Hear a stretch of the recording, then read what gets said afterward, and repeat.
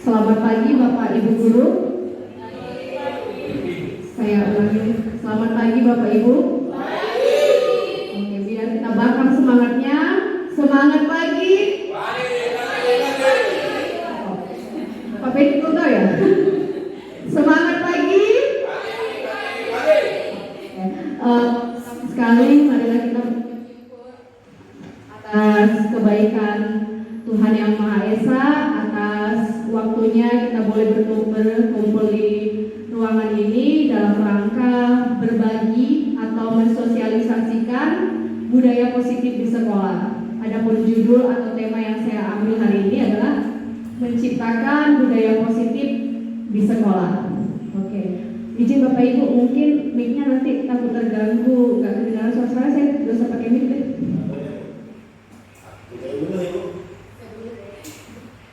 Oke, Bapak Ibu, ya, saya mau menyampaikan rasa terima kasih saya kepada Bapak Ibu sudah memberikan waktunya yang sangat berharga di ruangan ini untuk mendukung saya dalam program pendidikan guru penggerak. Terkhusus buat kepala sekolah, terima kasih Pak atas semangat dan dukungannya juga berbahagia. Saya akan melanjutkan berbagi tentang hari ini, yaitu menciptakan budaya positif di sekolah.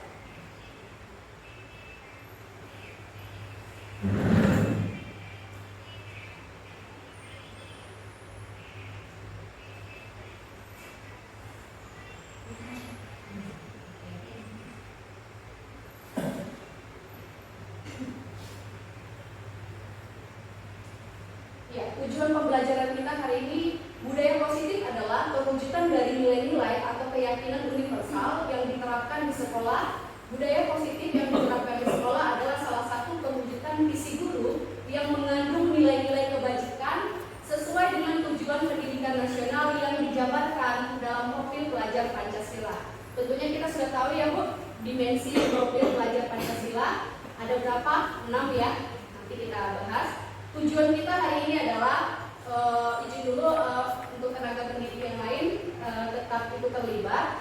Mungkin tujuan ini saya agak sedikit kurang guru dan warga sekolah sebenarnya ya. Tujuannya adalah guru dapat memahami atau warga sekolah dapat memahami dan menciptakan budaya positif bagi murid di lingkungan sekolah. Yang kedua, kelihatan ya berikut tulisannya. Guru dapat menuntun murid untuk melakukan disiplin positif dengan pembiasaan yang bernilai kebajikan. Nanti kita bahas juga apa itu nilai-nilai kebajikan. Yang ketiga, guru dapat menerapkan segitiga restitusi untuk memperbaiki kesalahan murid dengan menggunakan segitiga restitusi. Oke, topik pembahasan kita ada 1, perubahan paradigma belajar. Yang kedua, disiplin positif. Ketiga, motivasi pelaku manusia. Keempat, kebutuhan dasar. 5, posisi kontrol. 6, restitusi. 7, keyakinan kelas. Dan 8, segitiga restitusi. Topiknya agak banyak, tapi nanti kita sederhana.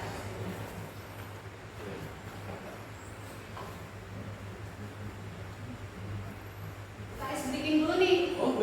Kira-kira gambar apa ini ya? Kupu-kupu. Kupu-kupu, langsung semuanya kupu-kupu. Ada yang lain nggak ya? Dari padahal itu gambar apa ya Pak? Layangan. Layangan, ada yang berbeda nih layangan. Utami. Nampak gue. Kalau Suri? Payung. Payung, ada yang bilang payung, layang-layang, dan juga ada yang bilang kupu-kupu, tapi yang banyak kupu-kupu. Kita lihat ya gambar apa ya?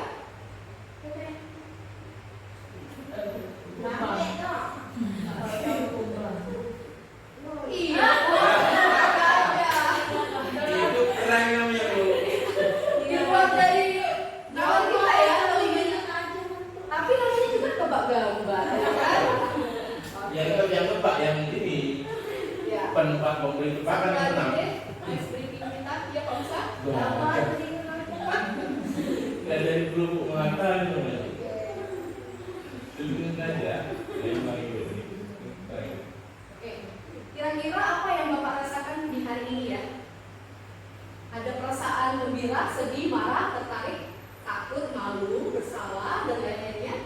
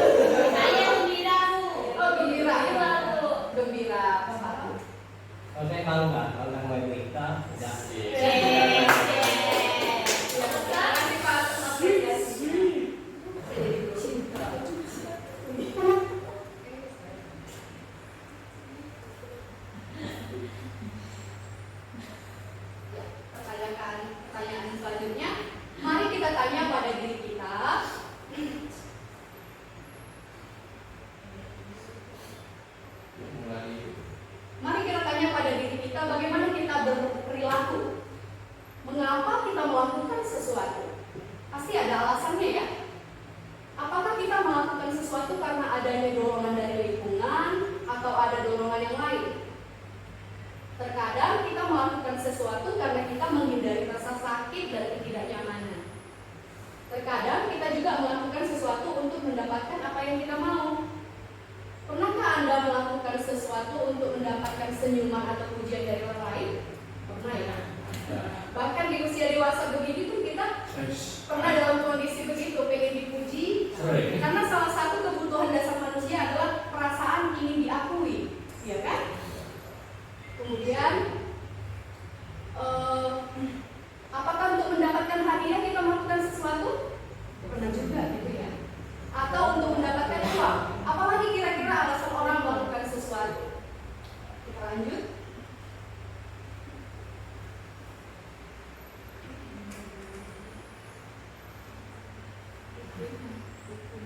Pertanyaan romantik yang berikutnya. Ini pertanyaan nih untuk kita semua. Apakah Bapak Ibu setuju memberikan hukuman kepada murid ketika melakukan kesalahan? Masih Satu setuju. yang tanya. Kalau guru kelas 1 gimana ya, Ibu Desi? Apakah setuju memberikan hukuman untuk mendisiplinkan murid atau memperbaiki kesalahannya? Setuju. Bu Tami? Saya juga setuju. Bu Ira? Setuju Bu?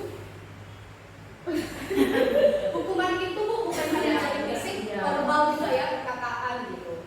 Kamu nih anak tidak tahu diri, nah itu termasuk Hukuman itu banyak, Bu. Jadi saya setuju, Bu. Jadi hukuman bukan hanya fisik, tapi hukuman mungkin bisa juga dalam bentuk mendidik. Oh, Ada kan hukuman mendidik. Apa kan ayatnya ya? Ada hukuman Anda setuju ya? Jadi hukuman itu hukuman yang positif. Apa ini? Saya Biasanya kan kalau buang sampah dihukum aja Pak gitu. Setuju nggak ya Pak? Biar mereka disiplin buang sampah dihukum, setuju nggak ya? Pak Sis? Bagaimana dengan memberikan hadiah atau konsekuensi?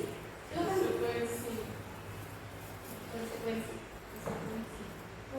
Kita suka memberi hadiah. Tahu nggak hadiah? Reward ya. Kalau misal hadiah itu apa Pak?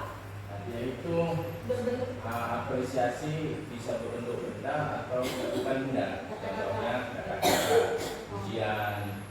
Kalau saya kadang waktu di mis kemarin, misalnya anak jawab betul ya, dapat 100, project bawa balik. Nah, itu udah bangga mereka.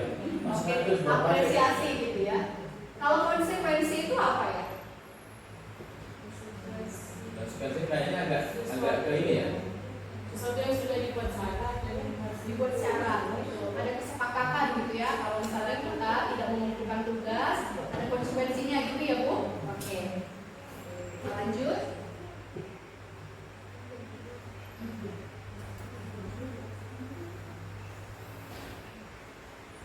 Topik kita pertama tadi adalah pembelajaran dengan paradigma baru.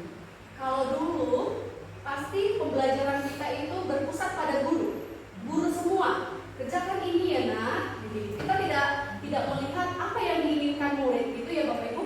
Tapi di kurikulum Merdeka kalau Bapak Ibu sudah memahaminya pasti kita diminta untuk memahami murid. Bahkan Ki Hajar Dewantara mengatakan seorang guru adalah hamba. Hamba gitu. Rasa merinding dengarnya kata Ki Hajar Dewantara bahwa guru itu adalah seorang hamba. Hamba itu apa ya? Melayani ya, melayani tuannya. Tapi kita kembalikan, muridnya bukan tuannya, tapi kita melayani murid. Kata Ki Hajar Dewantara. Artinya begini gitu. Kita harus tahu apa yang mereka butuhkan. Sama kayak misalnya pelayan restoran, kita meminta dia kan sesuai dengan kebutuhan dia kan. Jadi kita sebagai hamba bagi murid adalah memenuhi kebutuhan mereka. Itu kata Ki Hajar Dewantara dan saya sepakat atas itu. Kemudian pembelajaran dengan paradigma baru dengan prinsip-prinsip Ki Hajar Dewantara itu dan tujuan pendidikan kita yaitu nanti profil pelajar Pancasila. Terwujudnya murid atau pelajar dalam bingkai dimensi profil pelajar Pancasila. Pembelajaran paradigma baru itu memastikan di kelas praktik pembelajarannya adalah berpusat pada peserta didik. Tidak guru lagi yang lebih menonton atau lebih menonjol di dalam kelas. Nanti dari profil pelajar Pancasila itu, disitulah nanti akan tercapai tujuan pembelajaran dalam kurikulum, kemudian proses-proses pembelajarannya, dan ada asesmen. hasil atau penilaian bagi murid. Apakah dia sudah cakap dalam dimensi profil pelajar Pancasila?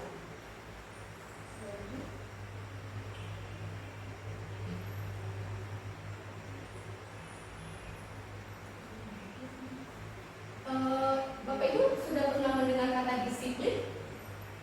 Belum ya. Kalau Bu Suri katanya pernah. Apa itu disiplin ya Bu? Tepat waktu. Disiplin itu tertib Dalam waktu, berarti disiplin waktu. Kalau Pak Sis, disiplin itu apa ya? Tepat waktu. Bapak Pak, disiplin itu apa ya? Tepat waktu. Ya, apa itu disiplin positif? Yang kita pelajari hari ini adalah memahami bagaimana disiplin yang positif. Ki Hajar Dewantara mengatakan bahwa untuk mencapai kemerdekaan atau dalam konteks pendidikan kita saat ini, untuk menciptakan murid yang merdeka, syarat utamanya adalah harus ada disiplin yang kuat. Disiplin yang dimaksud adalah disiplin diri yang memiliki motivasi dari dalam atau internal. Jadi bukan karena seseorang yang melakukan disiplin, tapi karena ada niat dalam hati. Jadi dia berdampak pada jangka panjang. Misalnya ada murid datang tidak terlambat karena takut dimarahi ikan, misalnya. Nah itu nanti dampaknya hanya sebentar saja, tidak efek dampak panjang. Tapi kalau dia tahu bahwa datang tepat waktu adalah bagian dari disiplin dan tanggung jawab, maka dalam kehidupan sehari-harinya dia akan terbiasa datang tepat waktu. Kemudian jika kita tidak memiliki motivasi internal, maka kita memerlukan pihak lain untuk mendisiplinkan kita atau motivasi eksternal, karena berasal dari luar bukan dari dalam diri kita. Jadi kalau kita tidak disiplin, kata Ki Hajar Dewantara pun, orang lain harus mendisiplinkan kita.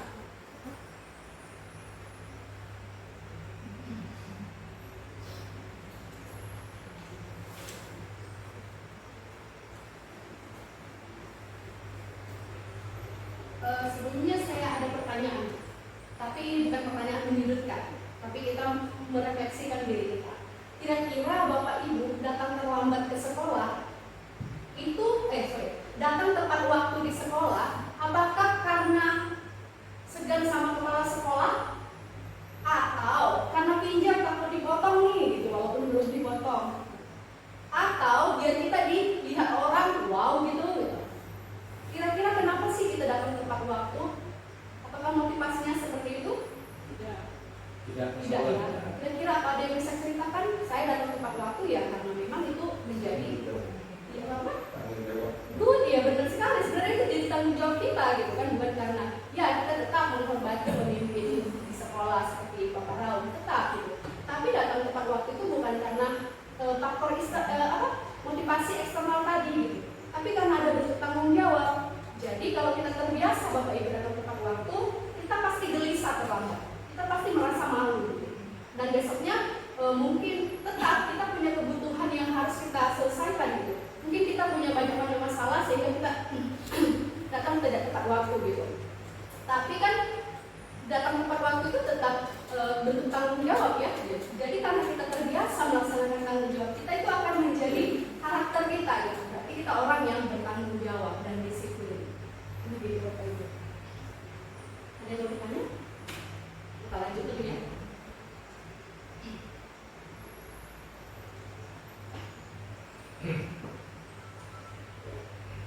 Ki Hajar Dewantara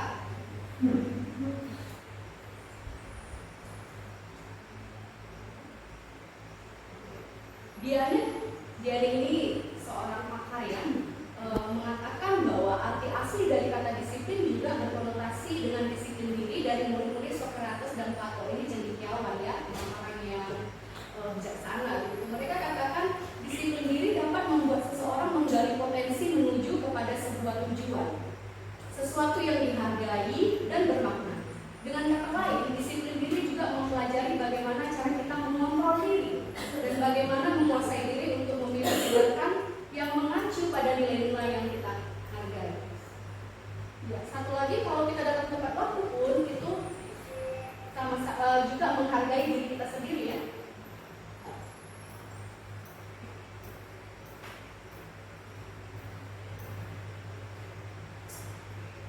Ki Hajar Dewantara lagi, karena prinsip-prinsip Ki Hajar Dewantara zaman Ki Hajar Dewantaranya, kolonial Belanda sampai sekarang memang dia sesuai dengan budaya dan tepat dengan karakteristik pendidikan kita di Indonesia. Merdeka menurut Ki Hajar Dewantara adalah mardika iku Jawanya norang mulai pasing pakai itu. Bahasa Jawa ya Pak? Sepertinya. Sebenarnya ya. Kalau ini juga boleh tahu nggak maknanya ya? Kayaknya bahasa ada kelas tinggi ya. Mungkin Jawa dulu ya. Mardika iku Jawanya norang mulai pasing pakai. Nyi uga kuat kuasa aman diri priyaga. Merdeka itu artinya tidak hanya terlepas dari perintah, tetapi juga cakap buat memerintah diri sendiri. Itu sebagai penguatan kita ya.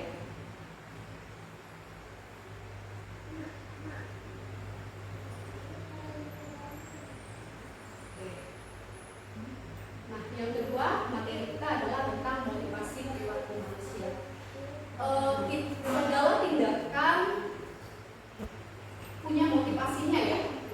Diana Gosson dalam bukunya Restructuring School Discipline menyatakan ada 3 motivasi perilaku manusia. 1, untuk menghindari ketidaknyamanan atau hukuman.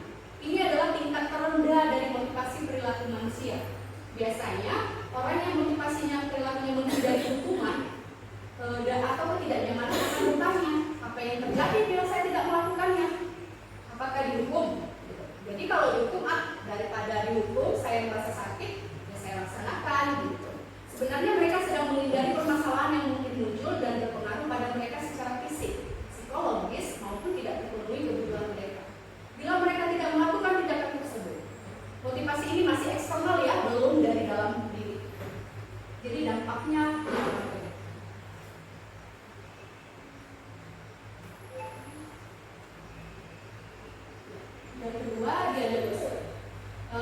yang kedua untuk mendapatkan imbalan atau penghargaan dari orang lain. 1 tingkat di atas motivasi yang pertama. Di sini orang berperilaku untuk mendapatkan imbalan atau penghargaan dari orang lain. Orang dengan motivasi ini akan bertanya, apa yang akan saya dapatkan bila saya melakukannya? Apakah saya dapat uang atau tambahan penghasilan? Kan tidak, berarti saya tidak melakukannya. Kalau iya, saya dapat melakukannya. Mereka melakukan sebuah tindakan untuk mendapatkan pujian dari orang lain yang menurut mereka penting dan mereka letakkan dalam dunia berkualitas mereka. Mereka juga melakukan sesuatu untuk mendapatkan hadiah, pengakuan atau imbalan. Nah, ini masih motivasi eksternal.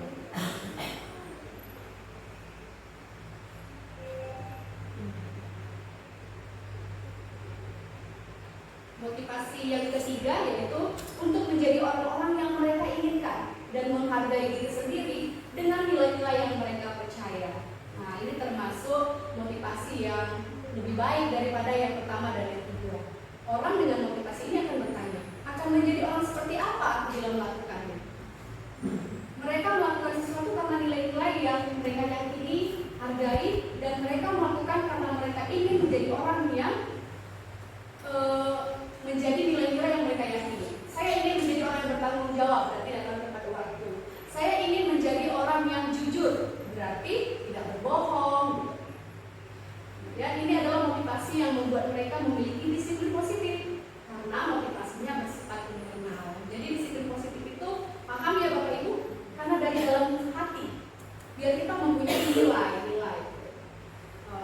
Tapi di 1-2 pun terkadang kita pernah melakukannya ya, pengen dipuji gitu. Karena kebutuhan dasar manusia itu pengen diakui itu ada gitu.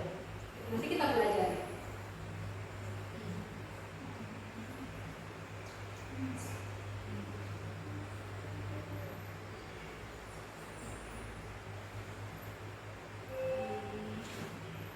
Ya, ini tadi sudah kita refleksikan tentang tepat waktu itu kenapa.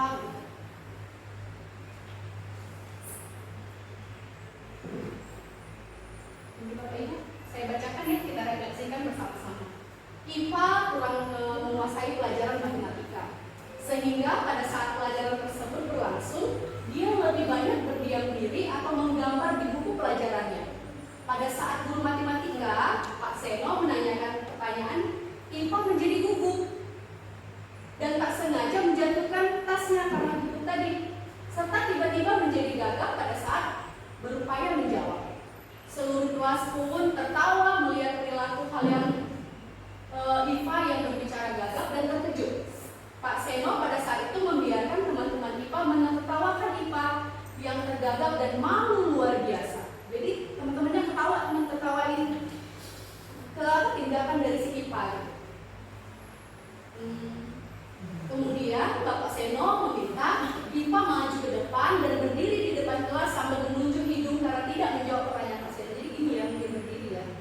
Jadi seolah-olah itu dipermalukan nggak ya Bapak Ibu?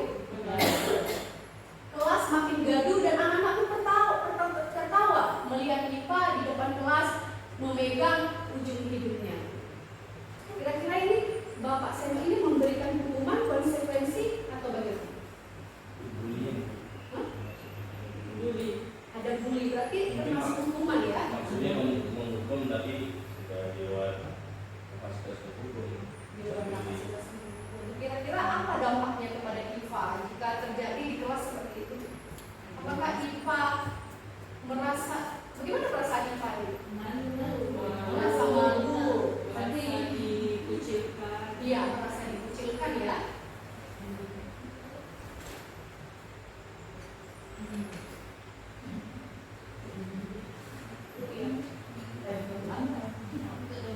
Apakah Anda setuju dengan tindakan Pak Seno terhadap IPA? Iya. Kenapa Pak Mus? Ya, kita nih sudah saya bilang di hukum masuk kategori dia itu melakukan orang murid melakukan Menjatuhkan mentalnya gitu ya Pak, merusak psikologisnya. Mungkin kita break 2 menit bisa Bu? Jalan nggak ya video saya? ya kasih lihat. Jadi yang kecil di Bapak seperti yang Jalan Bu. Jalan Pak. tadi ada tekor. Ada tekor. Bapak yang mau Ada tekor ya.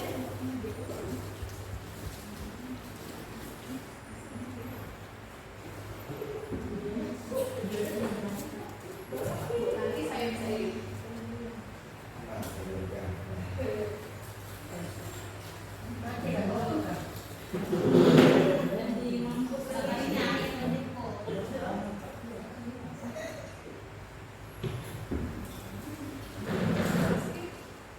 lanjut ya. Nah, dari refleksi tadi kita ada pertanyaan.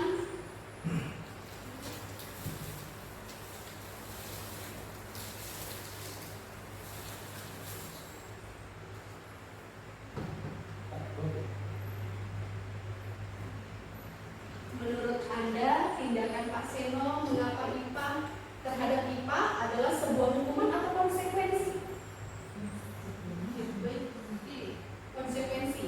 Kita kan konsekuensi itu kalau kita tidak mengerjakan sesuatu, ini ya, namanya, kalau hukuman itu dia lebih bersifat fisik gitu, menyakitkan gitu, mempermalukan. Kira-kira hukuman atau konsekuensi apa? Hukuman. Oke, hukuman. Apakah Bapak Ibu sudah pernah mengenal apa itu konsekuensi, hukuman, dan restitusi? Hukuman sudah pernah dan sering dilakukan ya? Enggak ya? Saya selama menjadi guru selalu berusaha tidak memberi hukuman fisik gitu. Tapi bisa jadi perkataan untuk pelepasan gitu ya, namanya juga manusiawi. Tapi sebisa mungkin hukuman tidak boleh dilakukan. Dan konsekuensi itu apa ya Bu? Kesepakatan, ya benar Bu, bukan benar. Kita lihat ini. Apa itu hukuman konsekuensi? Nggak kelihatan itu apa? Efek sering melempar. Nampak ya? Hukuman, konsekuensi, dan restitusi. Nah ini materi kita selanjutnya, kita bedakan apa itu hukuman, konsekuensi, dan restitusi, dan yang mana yang baik kita lakukan untuk murid kita. Hukuman bersifat satu arah, guru memberikan hukuman, murid sebagai penerima. Dampaknya rasa sakit jangka panjang Bapak Ibu. Saya aja sekarang masih ingat dulu disuruh berkali-kali, kalau tidak bisa dipukul pakai apa namanya? Garis ya. Belajar dari kesalahan dilakukan karena menghindari rasa sakit gitu. Motivasi eksternal belum dari dalam dirinya gitu. Yang konsekuensi terencana, adanya kesepakatan antara guru dengan murid, dampaknya rasa sakit jangka pendek. Misalnya kalau di kelas 6 memang saya membuat sebuah kesepakatan kelas, misalnya tidak mengumpulkan tugas, maka di jam istirahat dia akan mengerjakan tugasnya itu gitu. Karena itu adanya kesepakatan. Dampaknya rasa sakit, mungkin dia tidak bisa merasakan istirahat gitu, sebentar saja. Belajar dari kesalahan dilakukan karena seseorang, biar Bu Ika tidak marah, biar Bapak Guru tidak marah, aku lakukan saja. Nah, itu konsekuensi. Jadi belum menimbulkan pembelajaran dari kesalahan itu berdasarkan motivasi dari dalam dirinya. Yang ketiga, restitusi. Nah, restitusi ini adalah salah satu bentuk disiplin yang positif, Bapak Ibu. Gitu. Dia bersifat kolaboratif. Guru mengajak murid mencari solusi dengan tuntunan guru, kemudian belajar dari kesalahan, fokus pada karakter murid, fokus pada solusi, dan dampaknya penguatan karakter jangka panjang. Yang kedua, belajar dari kesalahan dilakukan karena menghargai dirinya. Jadi dia akan menjadi pribadi atau murid yang memiliki karakter yang kuat. Belajar dari kesalahan.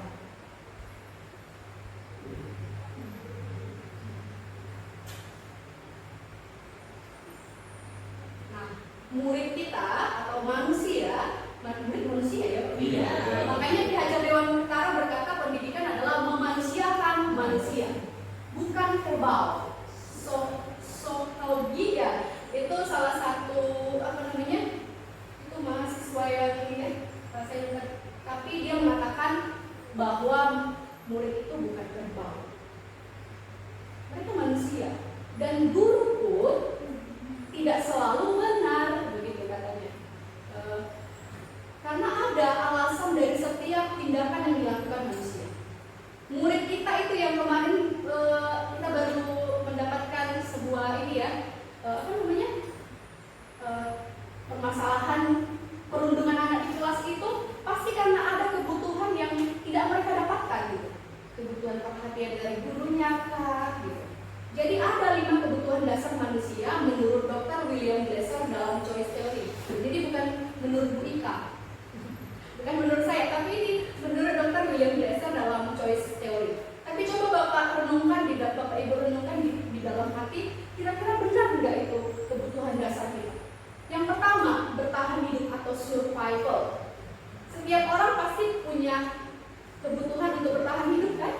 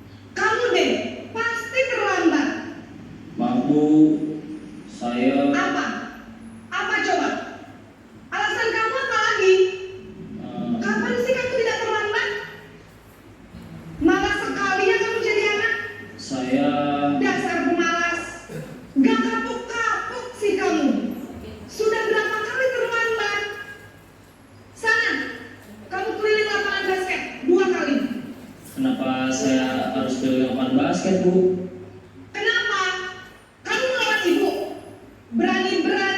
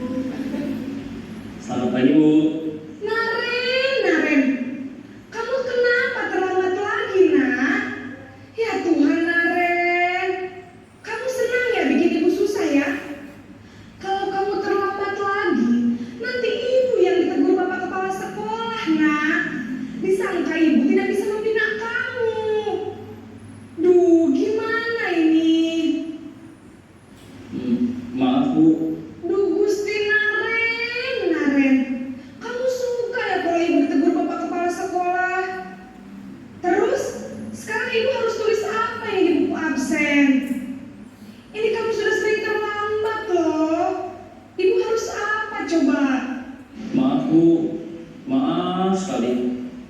Ya sudah, lain kali jangan bikin ibu susah lagi ya nak ya. Ibu tidak akan kuat lagi kalau kamu gini terus. Bisa jantungan kalau ibu tegur bapak kepala sekolah. Sana cepat kelas. Maaf ya Bu. Maaf sekali.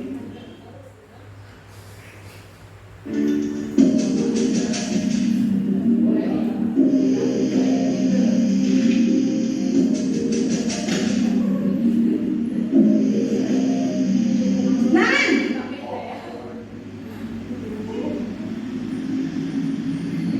Selamat pagi Bu. Wah, sudah jam berapa ini nak? Terlambat lagi ya sayang. Iya Bu. Habis ibu saya rumah bangunkan saya Bu. Kamu malah menyalahkan ibu kamu. Kamu bukannya anak yang larinya paling kencang. Kok terlambat sih? Iya Bu. Saya memang terlambat bangun tadi. Jadi biarpun saya lari kencang, tetap gak kekejar Bu. Ya sudah sana. Nanti lain kali larinya lebih kencang lagi ya. Biar gak terlambat lagi. Bikin seneng ibu. Demi ibu. Bisa kan? Bisa lah Bu. Ya sudah sana masuk kelas. Ibu beresin urusan absen kamu. Kamu ini ada-ada saja.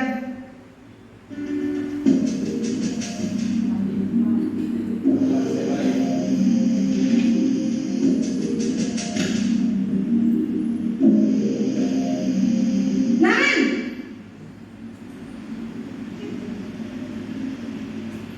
Selamat pagi Bu. Naren, apa peraturan sekolah kita tentang jam berapa kita harus masuk sekolah, nak? Kita harus di sekolah jam 7 Bu.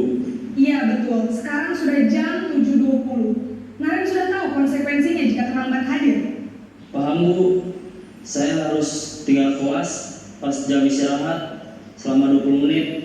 Iya benar, konsekuensinya demikian. Jadi nanti jam 9.30 pas istirahat, kamu harus tinggal di kelas, kerjakan tugas tambahan untuk ketertinggalan kamu, ya?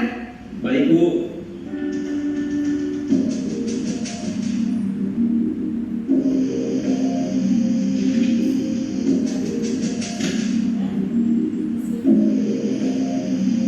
Naren!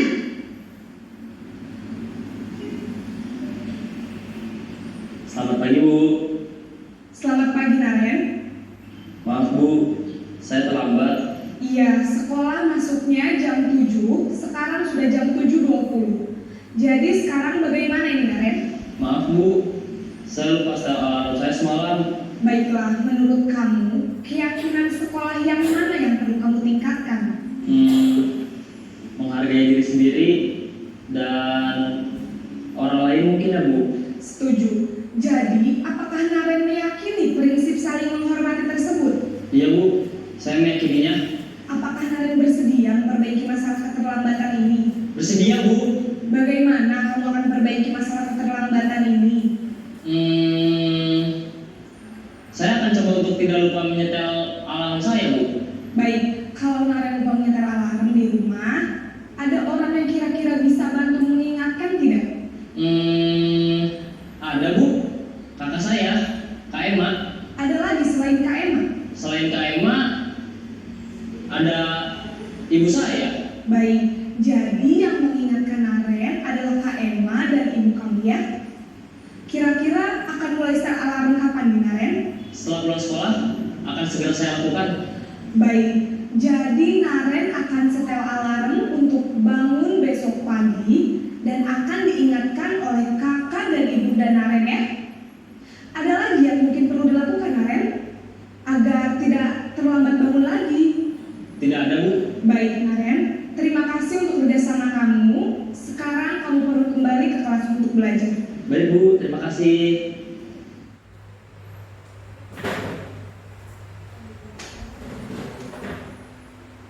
Jadi Bapak Ibu, kira-kira apa pendapat Bapak Ibu tentang video tadi?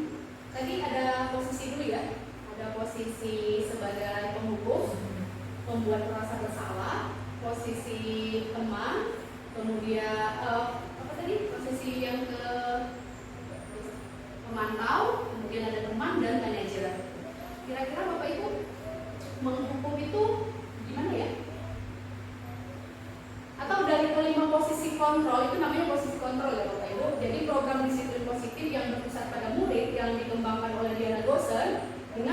melaksanakan restitusi yang disebut dengan 5 posisi kontrol, yaitu sebagai penghukum, kemudian pembuat merasa bersalah, teman, pemantau, dan manajer.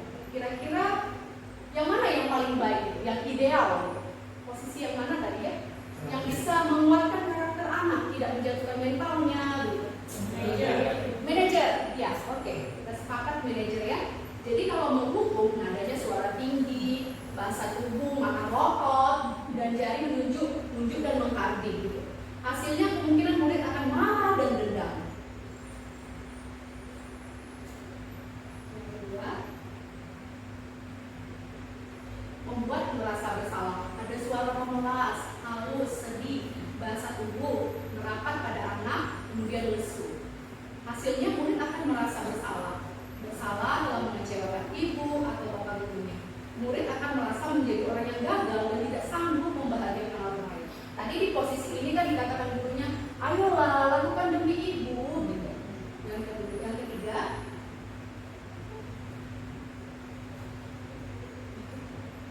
teman. Nada suara ramah, akrab dan bercanda, bahasa tubuh merapat pada murid, mata dan senyum jenaka. Hasilnya murid akan merasa senang dan akrab dengan guru. Ini termasuk dampak yang positif. Hanya saja di sisi negatif, murid menjadi tergantung pada guru. Kemarin waktu kami cerita-cerita diskusi tentang ini, ternyata ini perlu juga posisi sebagai teman gitu. Itu apalagi di kelas rendah ya, di kelas 1 dan kelas 2, posisi teman juga perlu gitu. Karena mereka kan belum bisa menganalisis perkataan kita ya, seperti posisi kontrol manajer tadi gitu. Jadi teman juga bisa, kita harus akrab sama dia. Di kelas rendah biasanya teman dan pemantau nanti gitu. Ya, pemantau, ada suaranya datar, bahasa tubuh yang formal, hasilnya murid memahami konsekuensi yang dijalankan karena telah melanggar salah satu peraturan sekolah. Guru tidak menunjukkan suatu emosi yang berlebihan, menjadi marah dan membuat merasa bersalah. Yang kelima, posisi kontrol dalam restitusi. Jadi Bapak Ibu, restitusi ini adalah salah satu bentuk atau metode atau pendekatan disiplin yang positif. Jadi disiplin itu harus bernilai kebajikan. Bapak Ibu pernah dengar nilai kebajikan nggak? Nilai-nilai kebajikan. Apa ya Bapak? Nilai-nilai kebajikan yang harus kita pahami saling. Misalnya kita kita buat contohnya ya. Nilai kebajikan itu adalah nilai kebaikan apa yang kita dapatkan ketika melakukan sebuah tindakan. Tadi kan datang tepat waktu, nilai kebajikan adalah tanggung jawab. Contohnya begini, Bapak Ibu kita pakai helm, biar apa? Biar tidak kita nggak koleksi, atau biar apa kita pakai helm saat mengendarai? Iya, berarti nilai kebajikannya adalah keselamatan, menjaga diri gitu ya.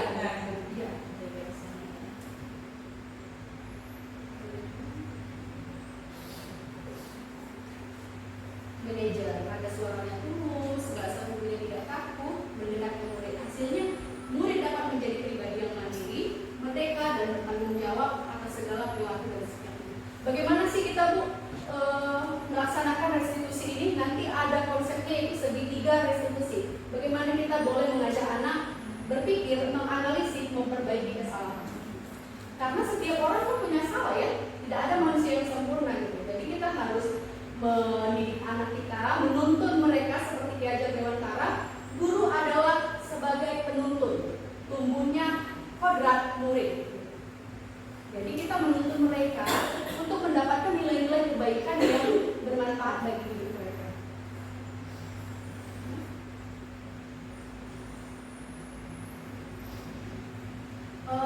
Kalau kita di kelas buat peraturan nggak? Namanya apa? Peraturan, kesepakatan atau keyakinan?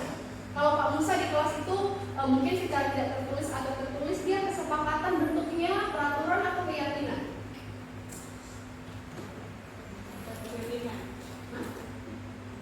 Keyakinan. Keyakinan ya Bu? Ya. Benarkah kita sudah membuat keyakinan di dalam kelas atau peraturan? Kalau saya dulu sebelum belajar kurikulum merdeka, saya buat peraturan, kan? Misalnya peraturan, dia bahasanya lebih negatif. Tidak boleh begini, jangan begini, gitu kan? Kalau peraturan, nah kalau kesepakatan kita ajakin murid kita di dalam kelas membuat hal yang harus kita sepakati. Tapi kesepakatan itu lebih baik adalah karena dari murid. Anak-anak ibu, kalian mau apa kalau misalnya di kelas gitu? Kalian mau gimana? Mungkin bahasanya kita sederhanakan biar mereka paham dan kesepakatan. Aturan di kelas itu maunya gimana anak-anak gitu kan? Kalau di kelas 6, Bu, kami kalau belajar maunya jangan di kelas aja begitu. Nah, itu sebuah kesepakatan kelas. Jadi tidak kita yang membuat, tidak satu orang. Itu bedanya peraturan dengan kesepakatan. Ada dua belah pihak. Peraturan kelas tidak melibatkan murid, kesepakatan melibatkan murid, kesepakatan dengan keyakinan kelas kemudian melibatkan murid dan memiliki nilai kebaikan. Nanti kita lihat bedanya dulu. Contoh keyakinan kelas. Jadi nanti kita bisa nih membawa perubahan di sekolah kita. Kita tidak buat peraturan sekolah, tapi keyakinan sekolah. Saya tidak datang saya datang tepat waktu karena untuk tanggung jawab, gitu ya. Kalau ini setiap anggota kelas perlu belajar. Ini keyakinan kelas nih Bu, contoh-contoh keyakinan kelas. Kelihatan nggak ya tulisannya? Nah, ini contoh keyakinan kelas 1. Ini kelas 5 nih. Setiap anggota kelas perlu belajar. Setiap anggota kelas perlu senang. Setiap anggota kelas perlu melakukan tugas. Setiap anggota kelas perlu saling menghargai. Jadi tidak ada kata ini. Tidak boleh terlambat. Harus belajar. Jangan mengganggu teman. Adalah jangan mengganggu teman bisa kita ganti. Bahasanya jadi saling menyayangi setiap orang, kasih sayang gitu ya.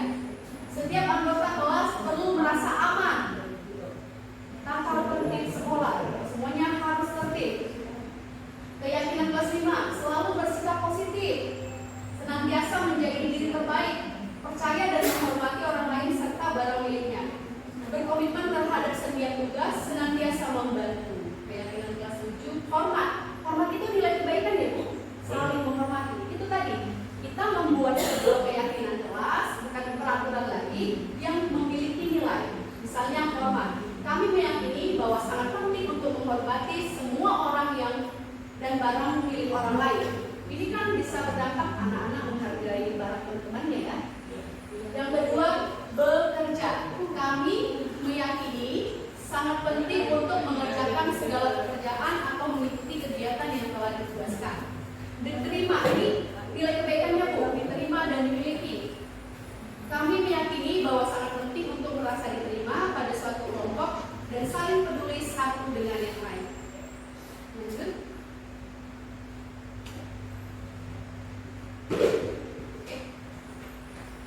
Ini yang ini semua hormat, bekerja, rasa diterima dan dimiliki itu salah satu nilai-nilai kebaikan. Nanti saya bisa kasih materinya kalau kita mau buat keyakinan sekolah nih ya Pak. Izin kalau nanti kita boleh mengevaluasi kerja sekolah kita dari nanti membuat visi misi kita buat keyakinan sekolah lagi. Jadi tidak peraturan sekolah.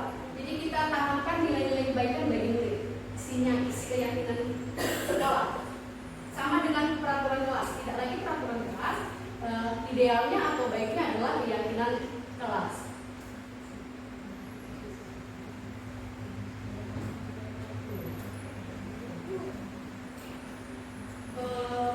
Di platform Merdeka Mengajar ada materi atau topik disiplin sosial. Ada yang sudah belajar Bu?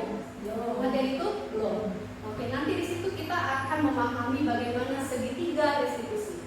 Jadi restitusi itu kan tadi saya mengatakan salah satu pendekatan yaitu untuk restitusi adalah salah satu pendekatan untuk mendisiplinkan murid gitu ya, dengan menanamkan nilai-nilai karakter. Saya sederhanakan bahasanya gitu ya. Jadi restitusi itu adalah metode untuk menyusun kembali model disiplin di sekolah atau di kelas. Fokusnya pada solusi, bukan masalah. Jadi kalau anak mengalami suatu masalah, kita tidak perlu fokus pada kesalahannya,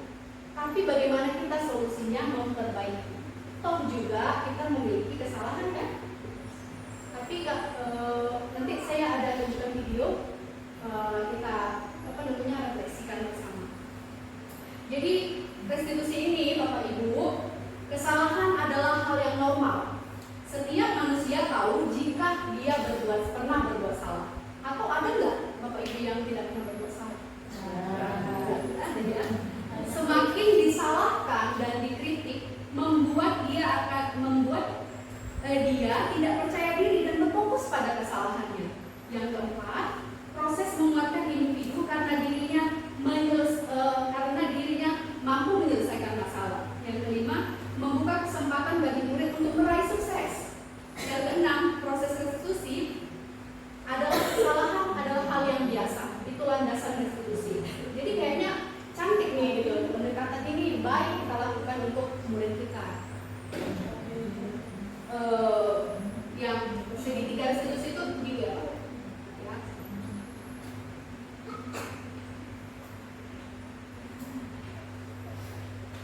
Kenapa dikatakan segitiga? Saya harus ambilkan dulu dong segitiganya. Segitiga yang macam ini segitiganya. Ada yang sisi pertama yaitu validasi tindakan yang salah. Jadi ini ketika anak nanti melakukan kesalahan gitu, tapi kita lihat dulu nih langkah-langkah membuat segitiga restitusi ini ya bagi anak yang bermasalah. Misalnya ada anak yang bermasalah nih, kita jangan langsung bawa dia, oh sini biar selesaikan masalahmu dengan segitiga restitusi, jangan gitu kan. Langkah-langkahnya pun ada. Pertama kita harus menciptakan suasana yang positif dulu, yang aman, karena anak ketika emosional udah otaknya itu berfokus masih pada masalah dia gitu. Jadi kita belum bisa masukkan motivasi-motivasi yang bisa memperbaiki kesalahannya.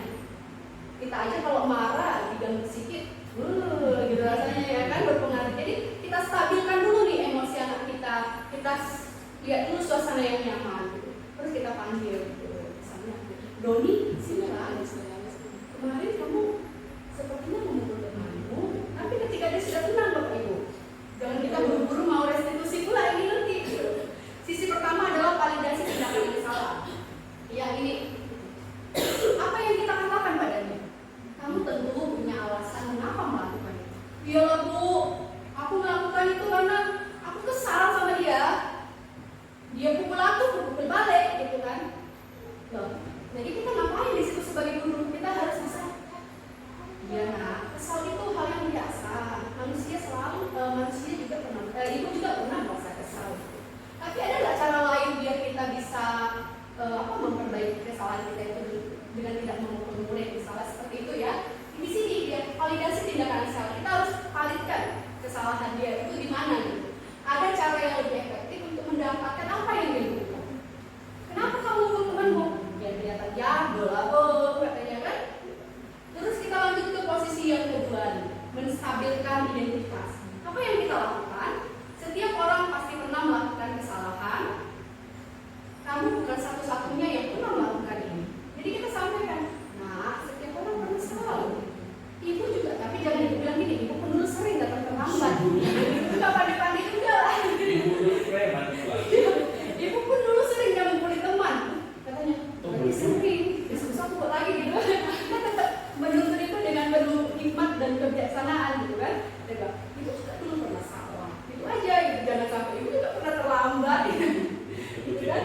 Nah, setiap orang pasti pernah salah. Nah, kesalahan adalah bagian dari pembelajaran. Yuk kita sama-sama perbaiki. Kira-kira menurut kamu apa ya yang dapat kita perbaiki? Tapi kalau di kelas 1-2 yang berisi pasis gitu kan, kita tetap harus membuat pertanyaan yang masuk akal sih sebenarnya. Kita boleh berada di posisi ini tadi Pak, teman dan posisi pemantau.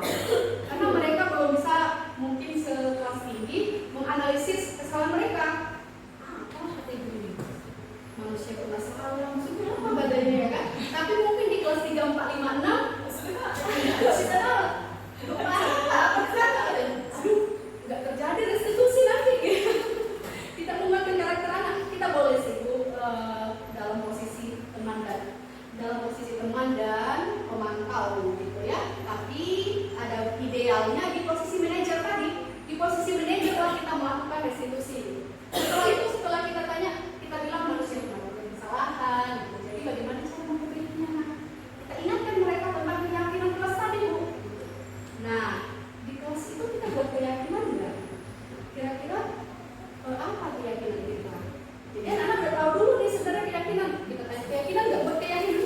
Keyakinan apa Bu? Katanya. Itu yang kita buat di kertas sebenarnya apa? Saling menyayangi Bu. Nah itu kan nilai kebaikan ya Bu. Itu ya nilai kebaikan, saling menyayangi. Kalau gitu bagaimana caramu menyayangi temanmu? Ya kalau ukur bu, ukur balik. Wah, ukur balik. Kalau dia ukur saya harus bilang mengingatkan teman juga, tidak boleh saling melukai atau ingat keyakinan kita saling menyayangi. Itu ya Bapak Ibu, kira-kira begitu segitiga restitusi ini. Ini ideal kita lakukan di posisi manajer. Tapi di kelas 1-2 kita harus pandai-pandai juga menyesuaikan posisi kita, boleh sebagai teman.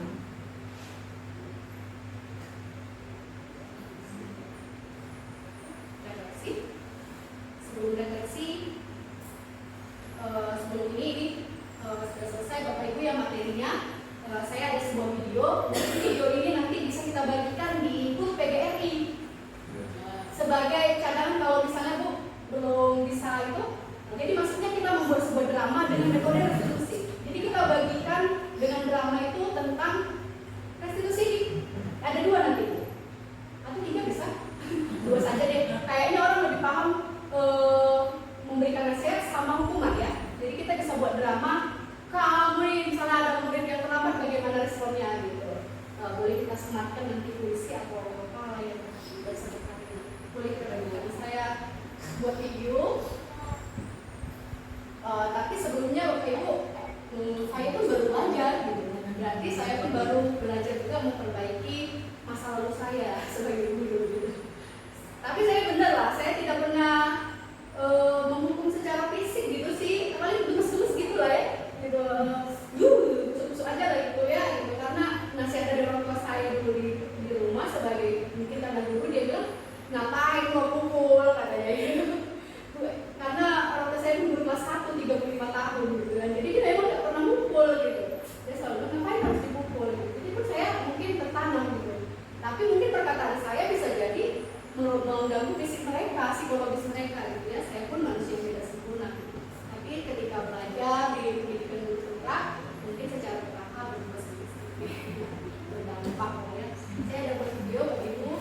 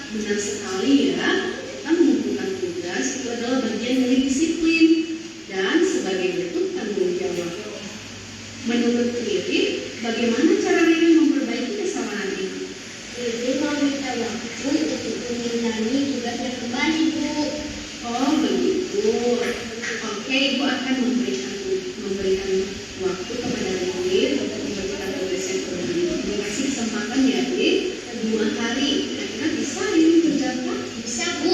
Oh, syukurlah. Jadi kapan Lilin akan mulai mengujikannya? Hari ini bisa, Bu. Oke, besok bisa dikumpulin? Bisa, Bu. Wah, Lilin hebat. Oke deh, kalau begitu Ibu tunggu ya. Nanti Ibu berharap Lilin selalu semangat belajarnya ya. Ya, Bu. Oke, dan menjadi murid yang lebih baik lagi. Semangat Lilin? Ya, Bu. Oke. Terima kasih Lilin buat waktunya. Sama, Bu. Oke.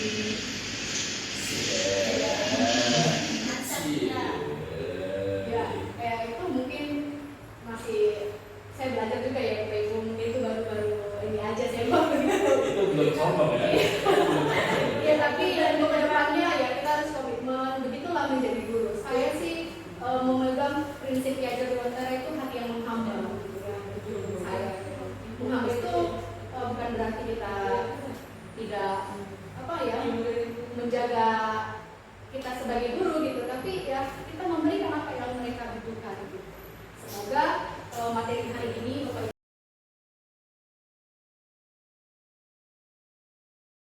Terima kasih kepada Ibu Ika yang telah memperkenalkan saya untuk refleksi. Yang pertama, bagaimana perasaan Bapak atau Ibu pada materi budaya positif yang dipelajari pada hari ini? Perasaan dari awal sampai akhir sama perasaan saya merasa bangga.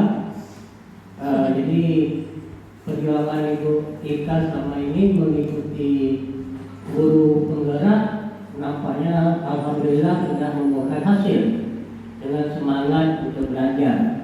Kemudian sesuatu yang sangat berkesan tentang materi kita pada hari ini, yaitu tentang peraturan dan keyakinan. Jadi saya berkesan pada keyakinan.